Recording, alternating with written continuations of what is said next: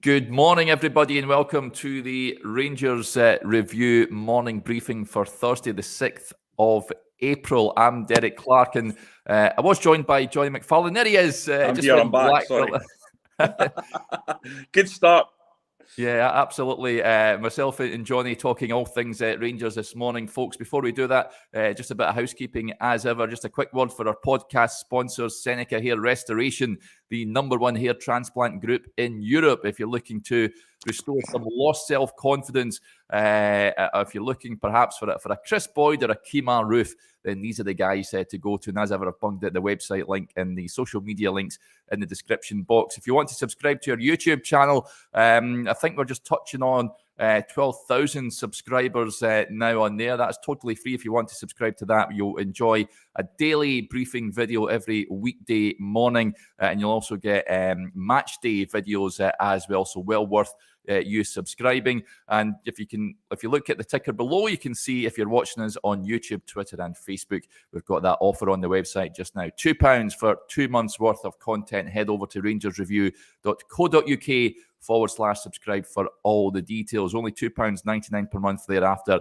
Even at that, it's an absolute bargain. So do go and check it out, folks. Right, Jonny, a few things, a bit of news making the headlines this morning.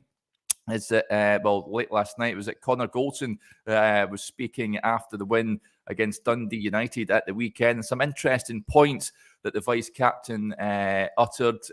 First of all, he says that Rangers are back to square one after recent successes built under the leadership of Steven Gerrard and Giovanni Van Bronckhorst. He said that someone spoke to me the other day about the amount I have won, and if you play X amount of games after 8 years, do I think I will be classed as a legend or in the Hall of Fame? And I said, I haven't won enough. But at the same time, it goes hand in hand with when I think back to the team I came here into, without being disrespectful, where the club was and how far behind we were, have come a hell of a long way. It's only in Scotland that when we come second to lose a cup final, forget how far we've come.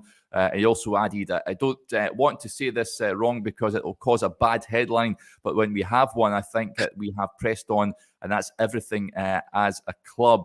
As a club, we could have done more, and now we are back to square one. I get the whole frustration of the fans that we haven't kicked on after 55 and gone on and won 56 and 57. After the Scottish Cup final last season, we have to go and win it this year, or our season's maybe going to be no trophies. And he also said, we got to a European final last season and lost, and the season after, we are not top of the league. There are so many ups and downs that have happened. It's frustrating. I feel I should have won more.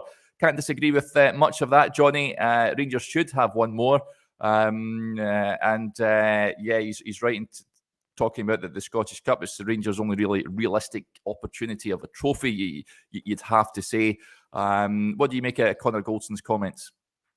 Yeah, well, first of all, Media Training 101, if you're sort of savvy enough to say, I probably need to say this carefully because I don't want to cause a bad headline, you probably shouldn't be saying what you're going to say from a club point of view. But it's great for us guys in the media to chew over, great for the fans to chew over. And really, in context of everything that Connor Goldson said, I don't have a problem with it. Where I would come at it from, that's probably slightly different, maybe to a lot of people that are in the comments, and I'm sure I'll soon find out, Derek, is I agree that once Rangers won 55, that they didn't go out and spend £15 million to really push Celtic into the dirt or whatever, to really stamp their authority. But I don't think Rangers were in a position to do that. They had to get to the Champions League to be in a position to have a bit more money in the coffers and spend a bit more. And Steven Gerrard wasn't able to get them there because they weren't, for whatever reason, able to get past what was, I think, a pretty poor Malmo side, all in all. I don't think it was a side that Rangers should have been knocked out by. So there's context to everything, and that is one element of context that I think needs to be put in there. I also think Celtic looked extremely weak at the start of that season. Every single one of us thought Ange Postecoglou would not be a success at Celtic. I think we looked at his background, coming from Japan and Australia, never worked in Europe. The squad situation that Celtic had that time, with so many players wanting away and so many players having to come in, something of a miracle the way Ange Postecoglou has turned it round there to the level and extent that he has. So I think it was felt that with the addition of John Lundstrom and Fashion Sakala at that time, it was enough. And I'll be honest, I'll hold my hands up. I thought it would be. I didn't think Celtic would be able to win that league. So I do think it's more complicated than just saying, we should have kicked on and won. Yes, but there's external factors, and you can't just go around spending money that you don't have. And I don't think Rangers, as you can see from the accounts, have a lot of money floating about. What comes into the club is spent. So while you would want the club to have kicked on, they couldn't. You've also got to remember, Steven Gerrard left halfway through the season. And that did cause a little bit of tumult for the players. There's no doubt about that. I mean, they went on a great run under Giovanni Van Bronckhorst, but Rangers were 4 points clear at that time. And I think they would have won the league if Steven Gerrard had remained. I think most people, certainly from a Rangers persuasion, would agree with that. That Giovanni Van Bronckhorst wasn't quite as solid in terms of the domestic results as Steven Gerrard and subsequently Michael Beale's proven to be, in terms of grinding out against teams that Rangers have a significantly bigger budget than. So his comments, all in all, I think are fair enough, Derek. And it's obviously Connor's opinion. He's absolutely entitled to it. And yeah, he should have won more. I would look to those two cups in the 55 season, Derek, losing to St Mirren, losing to St Johnstone on penalties. You have to say that's huge opportunities lost there for a treble, huge opportunities for two more cups. And then you obviously look back at the league title last year and say Rangers were in a position of extreme strength when Steven Gerrard left, and they should have gone on from there. But there's still plenty to play for this season. The Scottish Cup is huge, and if you can win that, you obviously finish the season on a major high going into next year, building on the success that Michael Beale's already had. It's another game on Sunday. I think we all know that will be a massive test. And we can see how far his development of this team has gone and to what extent he's been able to influence the players' thinking. But as Beale keeps on stressing, there's going to be change coming, quite significant change in the summer to this team. So it's not going to look the same regardless of the results. So yeah, that's my take. In terms of Goldson, what's your take on it? I think he speaks a lot of sense. I've got to say, I do enjoy when he does speak. He speaks quite honestly and passionately, but when he talks football, I know it's not everyone's cup of tea. There's a few comments coming in not happy with his comments, which is fair enough. But yeah, listen, I think I don't have many qualms with what he has to say. The big man's incredibly honest, isn't he? You sat down with him for 10 minutes. Maybe you could talk about that last season, at the start of last season, and he's pretty honest then as well, wasn't he? Yeah.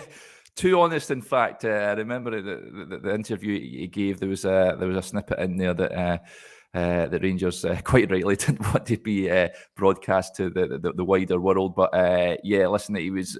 I enjoy speaking to him, but I can understand fans' frustration as well, especially when Rangers aren't on top of the league for a start, and aren't, as Connor Goldson said himself, delivering the trophies that the fans expect. So he knows that, and he's totally right. The Scottish Cup takes on extra added significance this season.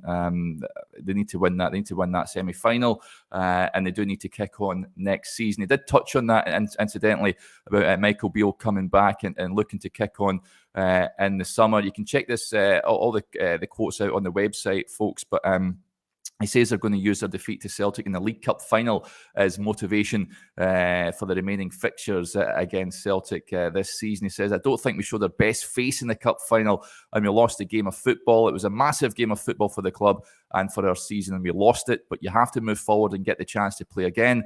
There's a lot of football to be played, but realistically, we have 3 Old Firms in the next month or 6 weeks. We have 3 chances to win massive games of football for this club, this team, and our fans to build our confidence and go into next season on a high. First is the league, then there's the Scottish Cup semi-final, then the league again.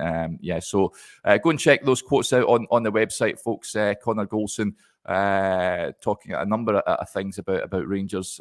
So yeah, I'd urge you to go and check it out. Lots of comments come in. Let's get to a few of them, just based on last season. CGM55 says, if Gerrard had stayed last season, we probably would have won the league. We had enough of a head start. We would have scraped enough to win it. I agree, Johnny, with that. But however, you caveat that with the fact that I don't think Rangers beat Borussia Dortmund and go on that amazing run to the Europa League final, which I wouldn't change for the world, to be honest with you. So it's one of those. But would you have swapped that European run for the league title? No, absolutely not. I'm 41 and I've seen Rangers win a lot of titles in my life. I've only seen them get to, pardon me, 2 European finals, and both were absolutely sensational pieces of sporting theatre in terms of the runs, and that's just not something that you would ever give up for anything domestically. Rangers is a big European club. It's been to a number of European finals since the 60s. Unfortunately, I think success has eluded the club, apart from on that one fantastic night in Barcelona. But they came so close in Seville, Derek, to come within a penalty kick. Yeah. It's agonising. Recently, it's actually funny I should bring this up, but I was talking to someone who was mentioning that Kent chance at the end of the final, and they were saying, I just tell myself that the ball was out, that Kemar Roof turned back in, it crossed the line. Yeah. And funnily, I went back and I had a really good look at it. And you know what, Derek? I don't think it did cross the line. I don't think the whole ball crossed the line. So I think Ryan Kent was, 5 yards out with a minute to go. He connects with the ball so well. If he just lifts it, bedlam, immortality. It was that close, Derek. It was that close. And I think so many of us have for us at the Rangers Review, it was just such a wonderful week. You guys out there in Seville, you were out there 4 or 5 nights before the game.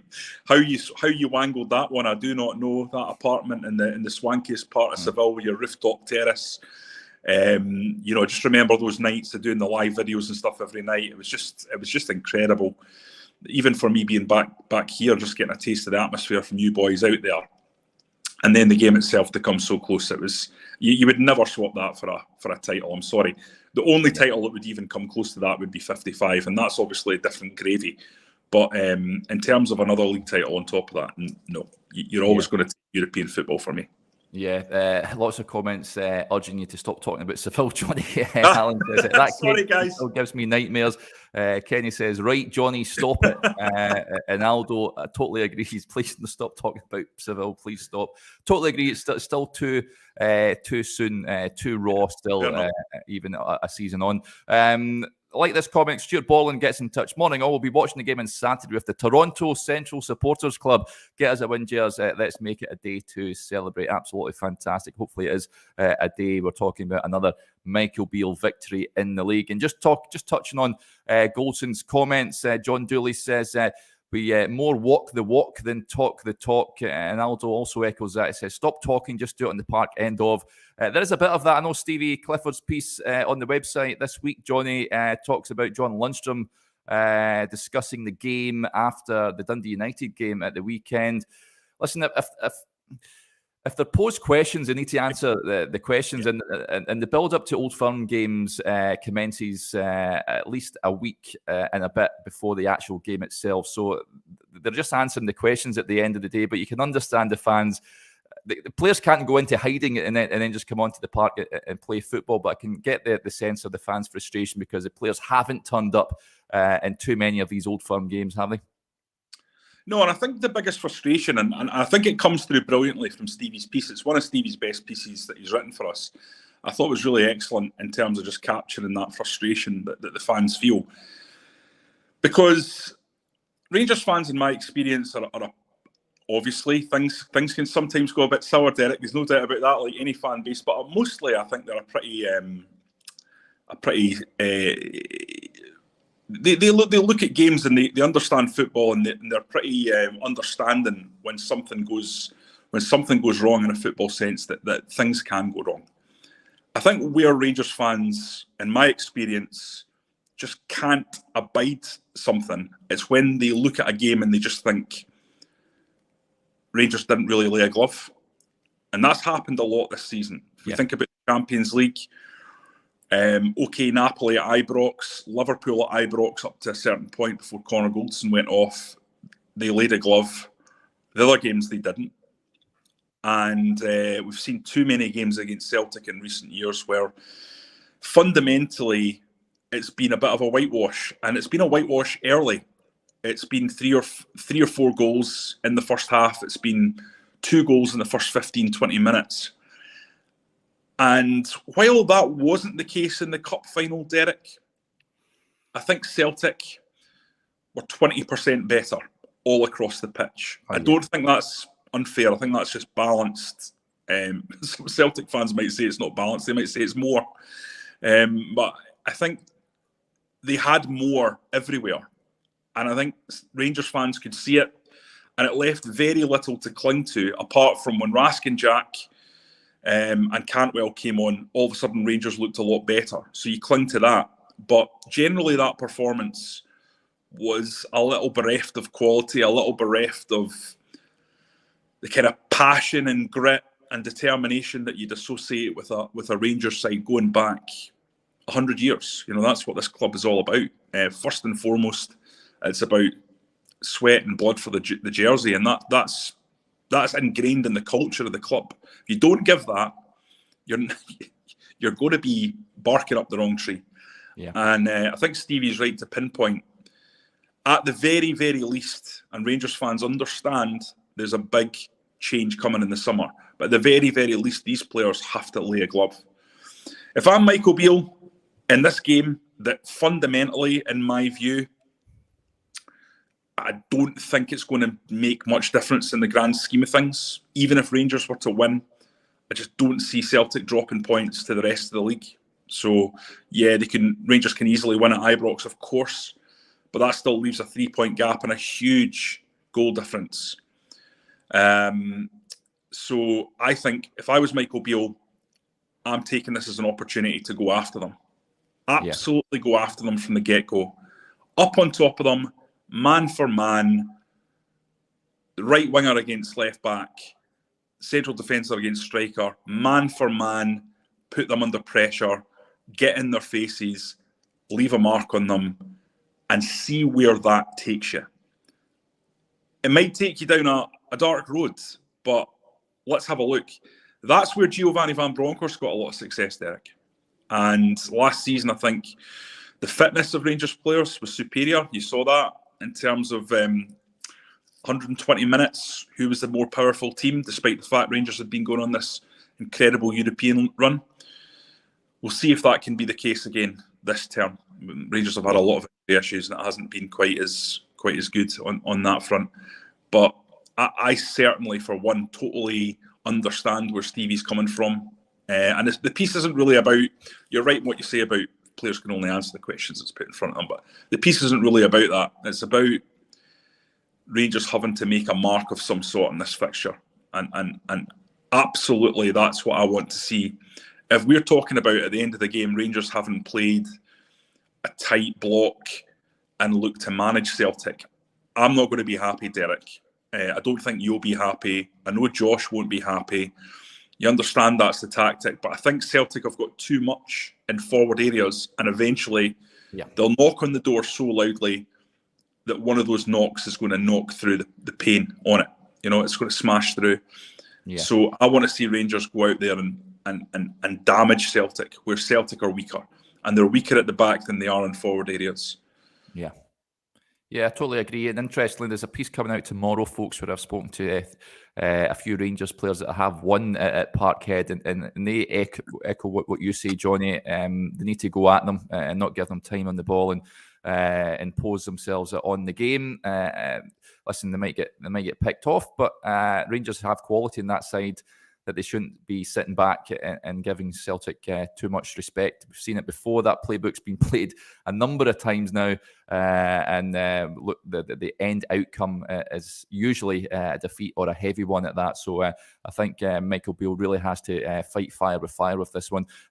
Few interesting points coming in. First of all, Robert McFarlane raises a point. This is the big one for me, Johnny, whether Nico Raskin is fit enough to play at the weekend. He says, morning guys, what's the latest with Raskin?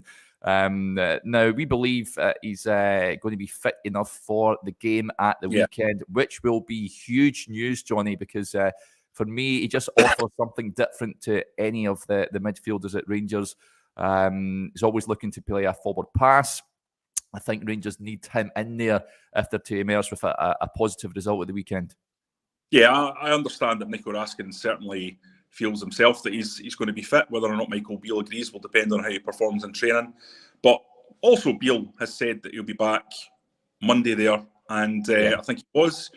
So I don't think there's going to be any issues with him being of sound physical conditioning ahead of the game. Whether or not he'll be match sharp is another question. I think that depends player to player. Some guys like to have a couple of games to bed in to get themselves back in the mindset. Others can just go back in.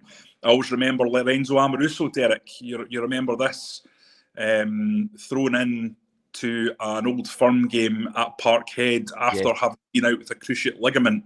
He signed for Rangers, got injured right away. That's a story people have seen a few times play out, isn't it? He was out for 9 months or whatever, 8 months, whatever it was.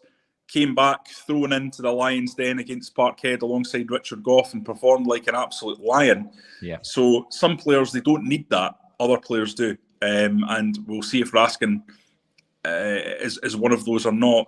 What I think Michael Beale will have to do is to go with that midfield of Jack, Raskin and Cantwell, because if he doesn't, major questions are going to be asked about his selection, given the improvement that they made when they came on. There's a lot more energy. There's a nice mix there between grit and guile, and that's the midfield I think every Rangers fan, everyone who's covering Rangers would expect to see in this game when it arrives. Yeah, just talking about the CGM, just about that Amoruso game, that injury to Amo probably cost us a 10. Saying that was the Scottish Cup semi, if I'm not mistaken, the McCoist and Alberts goals that won that game, and Rangers did beat Celtic the following week 2-0 at Ibrox, if you remember, and it looked like the 10 was coming, but then they slipped up, I'm sure, at home to Kilmarnock the following week. And that was that. But yeah, Amoruso was heroic on that afternoon at Parkhead. I'm sure he tried to hit a free kick from about 50 yards or whatever as well. And what is this? His debut, which was quite incredible. It shows you the belief that the guy had. But yeah, what a player he was. Just one thing he wasn't short of, Big Amo, was self-belief, mate. yeah, not half. Let's get to a few of the comments coming in. Lots of comments on Joe Hart. Blair says, we have to test Hart. He is the weakest link. And David echoes that. He says, got to work hard. He is ropey at best. Kenny also says, we need to exploit the poor defence and keeper. That's their Achilles heel. Totally agree. I've got to say, I think Carter Vickers is a good player. I think he's the glue that holds that defence together. I think Greg Taylor has been decent for them, but in the main, that is their weak link, Johnny. And it's who Rangers select to spearhead the attack for me that will be interesting. I know there's been talk about false nines that we discussed with Joshua the other day. Ian Thompson raises a point on Malik Tillman because he would be the obvious candidate to fill that role. He says, is Malik Tillman a luxury we can't afford to use in an Old Firm game? I've seen Barry Ferguson also suggesting Fashion Sakala through the middle. I'm not entirely sure that is the best way to go, but what would your front three or front two be on Saturday, Johnny? I think probably I would go with this idea of Tillman as a false nine. See how it goes. I've discussed already, Derek. Every Old Firm game is important. There's no doubt about that. But I don't think this one's going to have a bearing on the title. So I think now would be the chance to have a look at something slightly different. And it means you can always go with Morelos in the big one, which is the semi-final. But I'd like to take a look at this lad in a more directly forward area. And I also like the idea of him dropping in and then Kent and Sakala pushing into a front two with their pace up front. So I can see that working, but until you see it in practice, you don't know. I feel like Malik Tillman would be hard done by if he wasn't to get a game, but we've already discussed the midfield and how we think it should look.